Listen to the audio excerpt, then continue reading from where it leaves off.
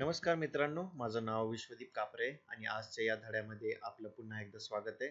आपण नवा धडा सुरू करणार आहोत आणि या धड्याचं नाव आहे इकोसिस्टम आणि एनर्जी फ्लो. यामध्ये मित्रांनो आपण एन्व्हायरमेंटल बायोलॉजी रिलेटेड ज्या गोष्टी आहेत ते शिकणार आहोत. वेगवेगळे हॅबिटॅट काय असतात, त्यामध्ये इकोसिस्टम कसं असतं, इकोसिस्टमचं स्ट्रक्चर आणि फंक्शन काय आहे, इकोसिस्टममध्ये बायोटिक फॅक्टर्स काय असतात, एबायोटिक कसे असतात आणि हे एकमेकांशी कसे इंटरॅक्ट करतात आणि त्याचं जाऊन हा जो एन्व्हायरमेंट आहे हा सेल्फ सस्टेनेबल कसा राहतो, यामध्ये वेगवेगळे न्यूट्रिएंट सायकलिंग कशी होती, यामध्ये प्रायमरी कन्झ्युमर्स काय असतात, सेकंडरी कन्झ्युमर्स काय असतात, ह्या सगळ्या गोष्टी आपण जाणून घेणार आहोत. आणि ह्या पूर्ण इकोसिस्टमचं नॉर्मल ह्युमन बिईंगला, एखाद्या कॉमन ह्युमन बिईंगला काय फायदा होतो आणि बाकी सगळ्या ऑर्गॅनिझमला काय फायदा होतो, हे सगळ्या गोष्टी आपण या विषयामध्ये जाणून घेणार आहोत. मित्रांनो, आता आपण इकोसिस्टम काय आहे ते जाणून घेऊया.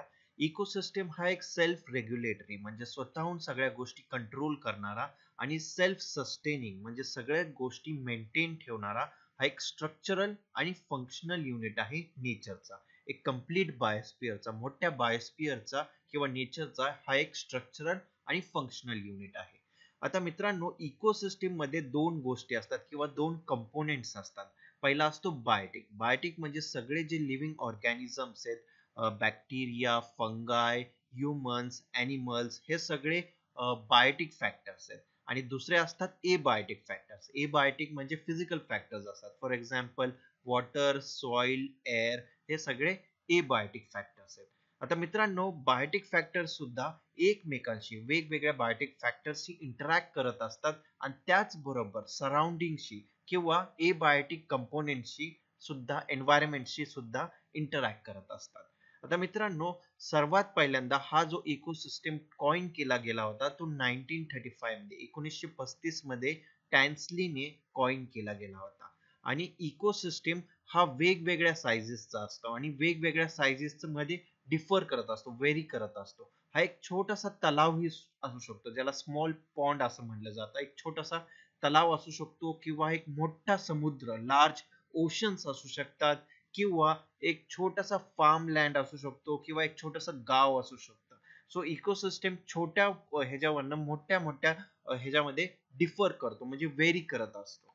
आता मित्रांनो, हा जो एंटायर बायोस्फिअर आहे, कम्प्लीट नेचर आहे, तर हा सुद्धा एक इकोसिस्टम मानला जातो आणि हा एक ग्लोबल इकोसिस्टम म्हणून सुद्धा आपण याला बोलू शकतो, ज्यामध्ये छोटे छोटे भरपूर सारे लोकल इकोसिस्टम्स आहेत. आता मित्रांनो, हा जो कम्प्लीट इकोसिस्टम आहे किंवा कम्प्लीट बायोस्फिअर आहे, हा भरपूर मोठा आहे आणि एवढा मोठा आहे की ह्याचा अभ्यास करणं थोडा कॉम्प्लेक्स आहे किंवा थोडं कठीण होऊन जातं. तर ह्याला आपण डिवाइड केलं गेलं आहे. सो दोन बेसिक कॅटेगरीज मध्ये याला पहिल्यांदा डिवाइड केलंय. पहिला आहे टेरेस्ट्रियल आणि दुसरा आहे ॲक्वेटिक. टेरेस्ट्रियल मध्ये फॉरेस्ट इकोसिस्टम येतो, डेझर्ट इकोसिस्टम येतो, ग्रासलँड इकोसिस्टम येतो. वाईल aquatic इकोसिस्टम मध्ये लेक्स म्हणजे तलाव ज्याला आपण म्हणतो, वेटलँड्स, रिव्हर्स, एस्चरीज आणि वेगवेगळे छोटे छोटे aquatic इकोसिस्टम येतात. पुढे बघितलं आपण, तर हे जे सगळे इकोसिस्टम आहे पुन्हा एकदा क्लासिफाय आपण करू शकतो ऍज नॅचरल इकोसिस्टम आणि आर्टिफिशियल इकोसिस्टम. नॅचरल इकोसिस्टम जो असतो हा नॅचरल असतो, म्हणजे यामध्ये मानवाचा काही इनपुट नसतो, काही ह्याचा समावेश नसतो. सो या नॅचरल इकोसिस्टम मध्ये हे सेल्फ सस्टेनिंग असतात विदाउट ह्युमन इंटरव्हेन्शन. आता मित्रांनो, दुसरा आहे तो आर्टिफिशियल इकोसिस्टम आहे. आर्टिफिशियल इकोसिस्टम मध्ये फार्म लँड किंवा फिश टँक किंवा मत्स्यपालन जे मानव घडवून आणत असतो आणि मानवाचा कंट्रोल असतो, त्याला आर्टिफिशियल इकोसिस्टम म्हणलं जातं. सो फॉर एक्झाम्पल झू मध्ये पण तुम्ही बघू शकता की वेगवेगळे प्राणी छोटे छोटे इकोसिस्टम करत असतात आणि याच्यामध्ये मानवाचा भरपूर मोठा सहभाग असतो त्यांना कंट्रोल करण्यासाठी. वाईल नॅचरल इकोसिस्टम मध्ये मानवाची काहीही गरज नसते, ते सेल्फ सस्टेनेबल असतात आणि सेल्फ रेग्युलेटरी असतात. मित्रांनो, आपण इकोसिस्टमचं स्ट्रक्चर आणि फंक्शन बघून घेऊया काय असतं ते. तर आपण ऑलरेडी बायोटिक आणि एबायोटिक कंपोनेंट्स काय असतात एन्व्हायरमेंट मध्ये ते जाणून घेतले आहेत.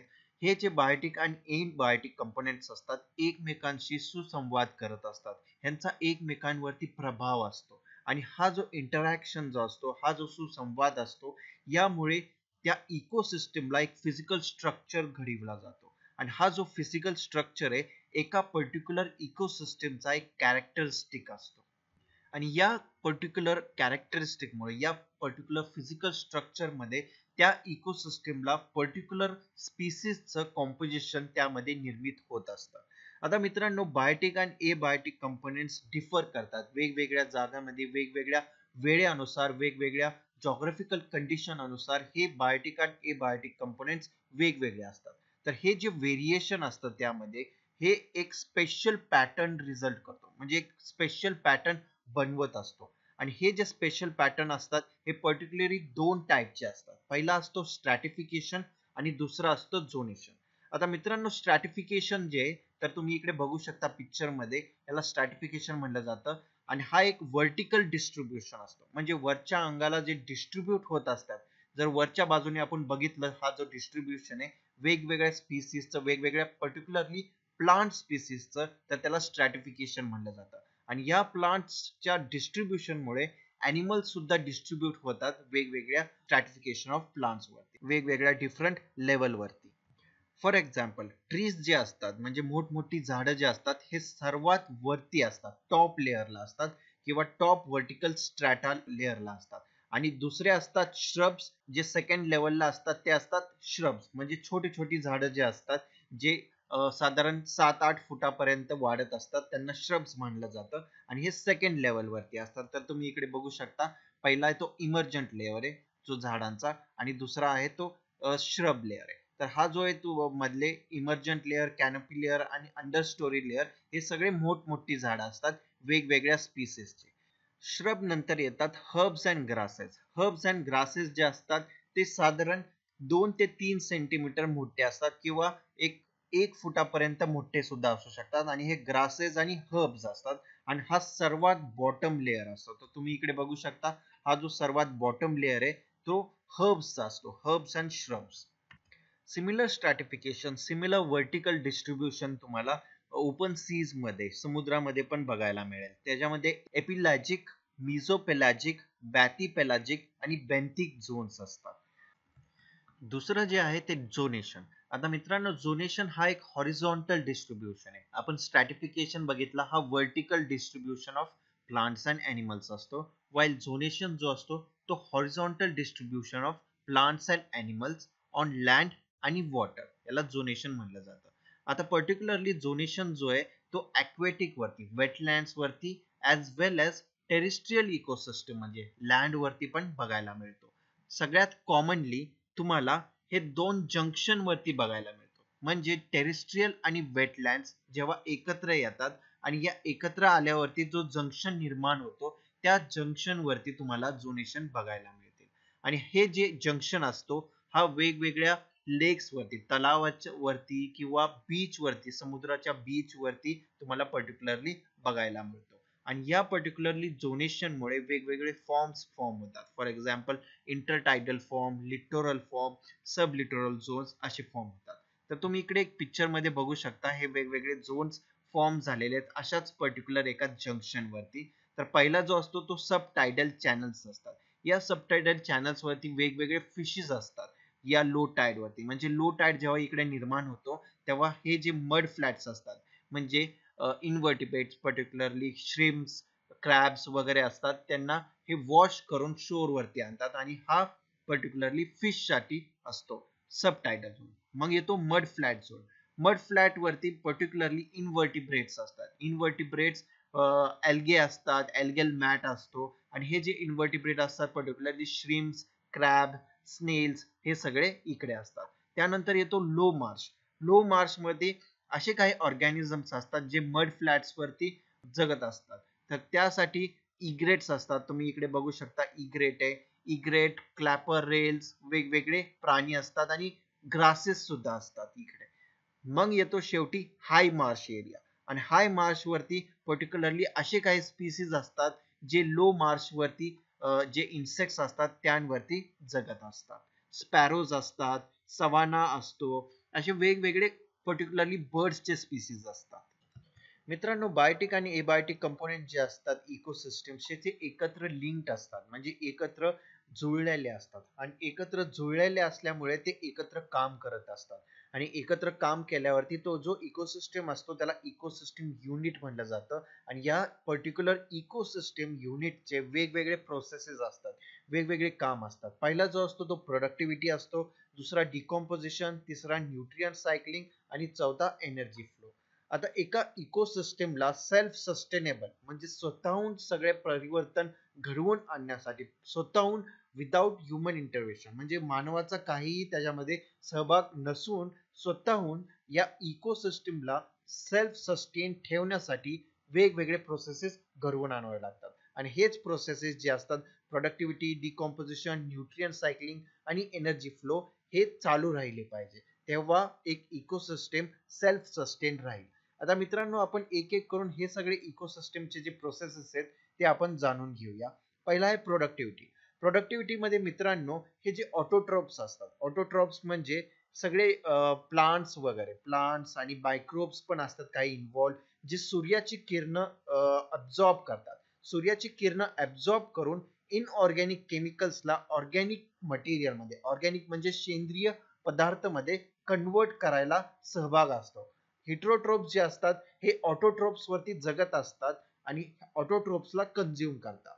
एका काळानंतर हे जे हिट्रोट्रोप्स असतात मरून जातात आणि हे मेल्यानंतर यांचं डेड ऑर्गॅनिक मटेरियल जे असतं ते मिनरलायझेशन होतं त्याचं, म्हणजे डिकॉम्पोजिशन होऊन हे जे मिनरल्स प्रोड्यूस झालेले असतात, हे जे सॉइल्स मधनं मिनरल्स आत्मसात केलेले असतात ऑटोट्रोप्सनी आणि कंझ्युमर्सनी, यांचा डेड मॅटर पुन्हा सॉइल मध्ये जातो आणि न्यूट्रिएंट सायकलिंग होतं. आता न्यूट्रिएंट सायकलिंग मध्ये मित्रांनो हे जे न्यूट्रिएंट्स हे पुन्हा एकदा ऑटोट्रोप्स कडे येतात, ऑटोट्रोप्स कडून पुन्हा एकदा हिट्रोट्रोप्स कडे जातात, हिट्रोट्रोप्स कडून पुन्हा एकदा सॉइल मध्ये कन्वर्ट होतात आणि ही जी सायकल आहे ही चालूच राहते. आणि यामध्ये एनर्जी फ्लो होत असते, म्हणजे सर्वात पहिल्यांदा सूर्याच्या किरणाकडून ऑटोट्रोप्सनी हे ऑब्झॉर्ब केलं, त्यामध्ये इनऑर्गॅनिक मटेरियल ऑर्गॅनिक म्हणजे सेंद्रिय मध्ये कन्वर्ट केलं आणि ही जी एनर्जी आहे ही कंझ्युमर्स कडे पास केली, म्हणजे हिट्रोट्रोप्स कडे पास केली. हिट्रोट्रोप्स यांची जी एनर्जी आहे जेव्हा हे मेल्यानंतर, यांचं डिकॉम्पोजिशन झाल्यानंतर ही जी एनर्जी आहे ही डेसिपेट होऊन जाते, म्हणजे पुन्हा एकदा एन्व्हायरमेंट मध्ये राहत नाही, रिसायकल होत नाही, पण ह्याचं डेसिपेशन होतं. डेसिपेशन म्हणजे ही लॉस होऊन जाते ऍज अ हीट, हीटच्या स्वरूपामध्ये ही जी एनर्जी आहे ही लॉस होऊन जाते आणि ही जी एनर्जी फ्लो आहे तो युनिडायरेक्शनल आहे. वाईल हे जे बाकीचे प्रक्रिया आहेत म्हणजे डिकॉम्पोजिशन, न्यूट्रिएंट सायकलिंग हे सायकल होत राहतात, वाईल एनर्जी जी आहे ती लॉस होऊन जाते आणि ही युनिडायरेक्शनल फ्लो आहे.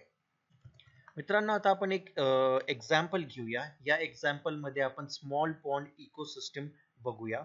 या स्मॉल पॉन्ड इकोसिस्टम मध्ये हे सगळे प्रोसेसेस घडून येत असतात आणि हे स्वतः सेल्फ सस्टेनेबल आहे, म्हणजे याला कुठलीही प्रक्रिया स्वतःहून मानवाचा इंटरव्हेन्शनची गरज नसते.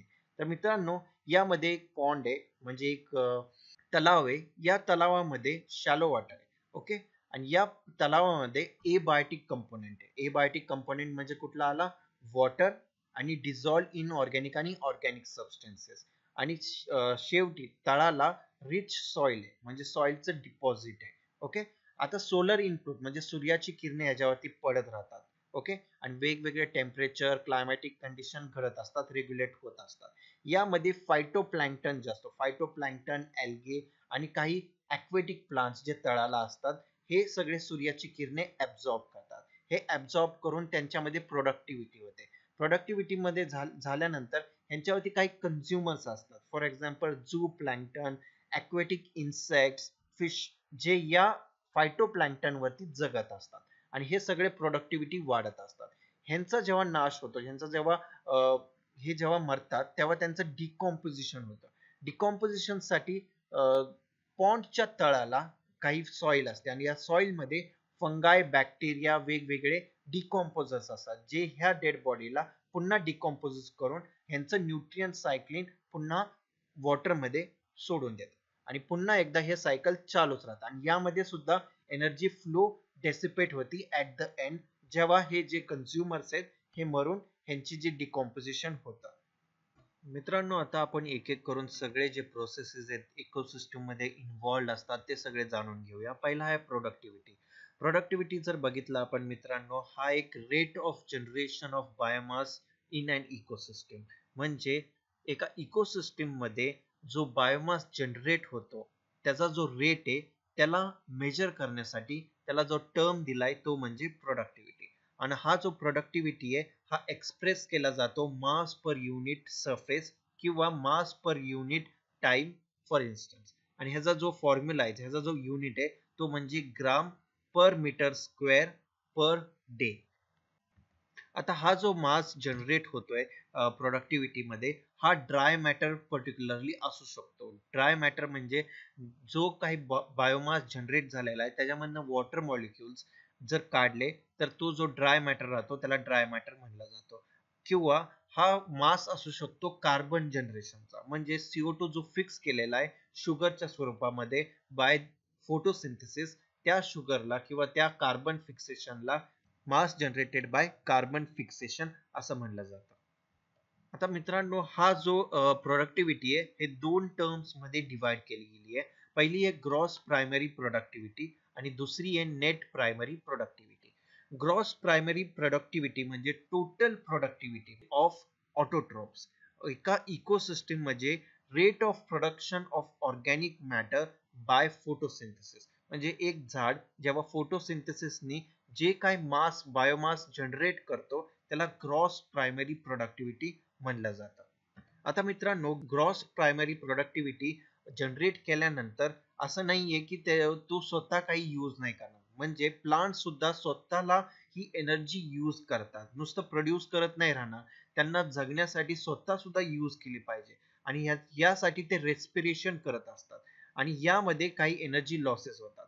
सो हा जो gross primary productivity minus R, त्याला रेस्पिरेशन लॉस म्हणलं जातं. आणि जीपीपी म्हणजे gross primary productivity is equal to net primary productivity. So तुम्ही इकडे बघू शकता GPP minus R is NPP which is net primary productivity.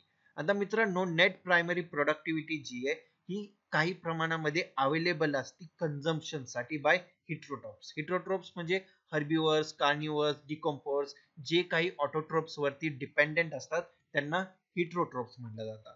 आणि ही जी नेट प्रायमरी प्रोडक्टिव्हिटी जो अवेलेबल बायोमास असतो हा कन्झम्पशन साठी अवेलेबल असतो फॉर हिट्रोट्रॉप्स. प्रोडक्टिव्हिटी मध्ये जर आपण बघितलं तर अॅन्युअल नेट प्रायमरी प्रोडक्टिव्हिटी पूर्ण बायोस्फिअर, पूर्ण पृथ्वी तलावरती जो अॅन्युअल नेट प्रायमरी प्रोडक्टिव्हिटी आहे ती अराउंड 170 बिलियन टन्स आहे. ड्राय वेट मध्ये 170 बिलियन टन्स ड्राय वेटच्या स्वरूपामध्ये ऑफ ऑर्गॅनिक मॅटर. आणि ह्यांपैकी 55 बिलियन टन्स जे असतात ते ओशन्स जनरेट करतात. ओशन्स मध्ये जे फायटोप्लॅन्क्टन असतात, अल्गेज असतात, ते 55 बिलियन टन्स जनरेट करतात. आणि यांपैकी 170 पैकी 55 बिलियन टन्स ओशन्स करतात आणि उरलेले जो मोठा पोर्शन आहे तो सगळा लँड बेस्ड इकोसिस्टम वरती जनरेट होत असतो. नेक्स्ट आहे मित्रांनो, प्रायमरी प्रोडक्टिव्हिटी ही डिपेंड करते प्लांट स्पीसीज टू स्पीसीज. कुठले प्लांट स्पीसीज एका पर्टिक्युलर एरियामध्ये इनहॅबिटेट करतात किंवा तिथे वाढले जातात त्यांच्यावरती प्रायमरी प्रोडक्टिव्हिटी डिपेंड करते. ही कमी सुद्धा असू शकते एका जागी, ही एका जागी जास्त पण असू शकते. So depending on environmental factor, environmental factors काय आहेत तिकडे, न्यूट्रियन्स अवेलेबल आहेत का नाही त्या सॉइल मध्ये, फोटोसिंथेटिक कॅपॅसिटी काय आहे त्या प्लांटची, या सगळ्या फॅक्टर्स वरती प्रायमरी प्रोडक्टिव्हिटी डिपेंड असते. सेकंडरी प्रोडक्टिव्हिटी ही ती असते जी rate of formation of new organic matter by consumers. So consumers जे असतात ते सेकंडरी प्रोडक्टिव्हिटी साठी रिस्पॉन्सिबल असतात. म्हणजे प्रायमरी प्रोडक्टिव्हिटी ऑटोट्रोप्स असतात आणि ह्यावरती जगणारे जे असतात, या ऑर्गॅनिक मॅटर वरती जगणारे जे असतात ते हिट्रोट्रोप्स, त्यांना सेकंडरी प्रोडक्टिव्हिटी असं म्हणलं जातं. नेक्स्ट आहे डिकॉम्पोजिशन. डिकॉम्पोजिशन जे घडवून आणतात, जे ऑर्गॅनिझम घडवून आणतात त्यांना डिकॉम्पोजर्स असं म्हणलं जातं. डिकॉम्पोजिशन मध्ये हे जे ऑर्गॅनिक मॅटर आहे जो बनलेला असतो इनऑर्गॅनिक मॅटरनी, तो डिकम्पोज होतो, डिग्रेड होतो आणि तो पुन्हा एकदा इनऑर्गॅनिक सबस्टन्सेस मध्ये कन्वर्ट होतो. आता इनऑर्गॅनिक सबस्टन्स म्हणजे काय? इनऑर्गॅनिक सबस्टन्स म्हणजे जे कार्बन डायऑक्साइड, वॉटर, न्यूट्रियन्स हे पूर्वी अवेलेबल होते आणि ह्यांचं कन्व्हर्जन घडवून आणतात प्रायमरी प्रोडक्शन मध्ये जे प्लांट्स असतात ते घडवून आणतात, प्रोड्यूस करतात, त्यांचं रूपांतर पुन्हा एकदा इनऑर्गॅनिक सबस्टन्सेस मध्ये होऊन जातं. आता मित्रांनो, हे जे प्लांट चे डेड रिमेन्स असतात प्लांट्स अँड ॲनिमलचा, इन्क्लुडिंग फिकल मॅटर वगैरे, एक्सक्रीटा, ह्युमनचा एक्सक्रीटा, ॲनिमलचा एक्सक्रीटा, ह्यांचा सगळा जो एक्सक्रीटा आणि झाडापाल्यांचा जो डेट्रिटस असतो, हा सगळा रॉ मटेरियल असतो डिकॉम्पोजिशन साठी. सो ह्या सगळ्या मॅटरचा डिकॉम्पोजिशन होत असतं. आता मित्रांनो, डिकॉम्पोजिशन मध्ये वेगवेगळे प्रोसेसेस आहेत आणि वेगवेगळे स्टेप्स आहेत, ते एक एक करून आपण जाणून घेऊया. पहिला आहे फ्रॅगमेंटेशन. फ्रॅगमेंटेशन मध्ये मित्रांनो, जे अर्थवर्म्स असतात, पर्टिक्युलरली अर्थवर्म्स म्हणजे गांडूळ वगैरे जे असतात, हे अर्थवर्म्स डेट्रिवोर्स असतात. म्हणजे हे जे रॉ मटेरियल असतं, फॉर एक्झाम्पल झाडाचा पाला वगैरे, हे सगळे खाऊन टाकतात आणि फ्रॅगमेंटेशन घडवून आणतात. म्हणजे ह्यांचा या मोठ्या पार्टिकलचा छोट्या छोट्या पार्टिकल्स मध्ये फ्रॅगमेंटेशन करतात. आणि हा जो फ्रॅगमेंटेशन ची जी प्रोसेस आहे, याला फ्रॅगमेंटेशन म्हटलं जातं. आणि नेक्स्ट आहे लीचिंग. लीचिंग म्हणजे हे जे वॉटर सोल्युबल न्यूट्रियन्स असतात, इनऑर्गॅनिक न्यूट्रियन्स असतात, हे पर्क्युलेट होतात सॉइल मध्ये. म्हणजे जे झाडपाला वगैरे हे जे छोट्या फ्रॅगमेंट्स मध्ये डिकम्पोज झालेले आहेत, हे लीच होतात. म्हणजे वॉटर सोल्युबल होऊन हे सॉइल्स मध्ये खाली पर्क्युलेट होतात, खाली जातात. आणि खाली गेल्यानंतर हे एका अनअवेलेबल सॉल्ट्सच्या रूपामध्ये सॉइलच्या एका भागामध्ये प्रेझेंट राहतात. यावरती नंतर बॅक्टेरियल आणि फंगल एन्झाईम जे असतात, जे बॅक्टेरिया आणि फंगसनी सिक्रीट केलेले असतात, हे डिग्रेड करतात. हे डिग्रेड केल्यानंतर हा जो डेट्रिटस आहे, हा सिंपल इनऑर्गॅनिक सबस्टन्सेस मध्ये ह्यांचं रूपांतर होतं. आणि या सगळ्या प्रोसेसला लीचिंग आणि मग कॅटाबॉलिझम असं म्हणलं जातं. म्हणजे हे जे बॅक्टेरियल एन्झाईम्स आणि फंगल एन्झाईम्स जे डिग्रेड करतात या सिंपल फ्रॅगमेंटेड मॅटरला, ह्याला कॅटाबॉलिझम म्हणलं जातं. वाईल हा जो फ्रॅगमेंटेड प्रोडक्ट आहे, जो की लीच होतो सॉइल मध्ये, त्याला लीचिंग म्हणलं जातं. यानंतर येतो ह्युमिनिफिकेशन अँड मिनरलायझेशन. आता मित्रांनो, हे सगळे जे प्रोसेसेस असतात, हे एक एक करून घडत नसतात, हे सगळे एकत्र आणि सायमल्टेनियसली होत असतात. नेक्स्ट आहे ह्युमिफिकेशन आणि मिनरलायझेशन. आता मित्रांनो, हा जो अनअवेलेबल फॉर्म आहे, जो की dark coloured amorphous colloidal organic substance आहे, या सबस्टन्सला ह्युमस असं म्हणलं जातं. आणि हे सगळे जे मायक्रोब्स असतात, फंगस असतात, ते एका पॉइंट पर्यंत यांना डिकम्पोज करू शकतात. पण त्यानंतर त्यांचा जो डिकम्पोजिशन रेट आहे, तो एकदम स्लो होऊन जातो. एकदम स्लो पद्धतीने हे हळूहळू डिकम्पोज होत राहतो. आणि हा जो स्लो रेटनी डिकम्पोज होत असतो ह्युमस फ्रॅक्शन, याला ह्युमिफिकेशन असं म्हणलं जातं. आता हा जो ह्युमस फॉर्म झालेला आहे एका सॉइल मध्ये, तर तो सॉइलचा जो टेक्स्चर आहे, तो चांगला करतो, आणखीन चांगला करतो. आणि सॉइलची जी वॉटर होल्डिंग कॅपॅसिटी आहे, तो सुद्धा वाढवतो. आता हा जो ह्युमस असतो, हा कोलायडल नेचरचा असतो. कोलायडलचा नेचरचा असल्यामुळे हा एक रिझर्वायर फॉर न्यूट्रियन्स सुद्धा असतो. म्हणजे न्यूट्रियनचा एक पूर्ण भरमार असतो यामध्ये, ह्युमस मध्ये. आणि हा जो ह्युमस आहे, पुढे जाऊन वेगवेगळे मायक्रोब्स असतात, जे की ऑर्गॅनिक सबस्टन्सला इनऑर्गॅनिक न्यूट्रियन्स मध्ये स्लोली स्लोली कन्वर्ट करत असतात. आणि या प्रोसेसला मिनरलायझेशन असं म्हणलं जातं. या सगळ्या प्रोसेसला, डिकम्पोजिशनच्या प्रोसेसला वेगवेगळे फॅक्टर्स रिस्पॉन्सिबल असतात. सर्वात पहिल्यांदा यांना तर ऑक्सिजनची गरज असते. म्हणजे हा सगळा प्रोसेस एरोबिक आणि एरोबिक म्हणजे होत असतो. पण मोस्ट प्रोबॅबली एरोबिक कंडिशन्स मध्ये हा सगळा डिकम्पोजिशन होत राहतं. दुसरी गोष्ट आहे, त्याला टेम्परेचर आणि सॉइल मॉइश्चर सुद्धा आणखीन इम्पॉर्टंट फॅक्टर्स आहेत, जे की डिकम्पोजिशन रेग्युलेट करतात किंवा कंट्रोल करतात. सर्वात चांगला जो एन्व्हायरमेंटल कंडिशन आहे, ती म्हणजे वर्म आणि मॉइस्ट. म्हणजे हीट आणि थोडस मॉइश्चरचं कंडिशन असेल, तर हा सगळा डिकॉम्पोजिशनचा जो रेट आहे, तो वाढला जातो. आणि त्याच उलट म्हणजे कॉन्ट्राडिक्टरी, लो टेम्परेचर असेल आणि अनएरोबिक कंडिशन्स असेल, तर हा जो डिकॉम्पोजिशन आहे, हा रोखला जातो किंवा इनहिबिट केला जातो.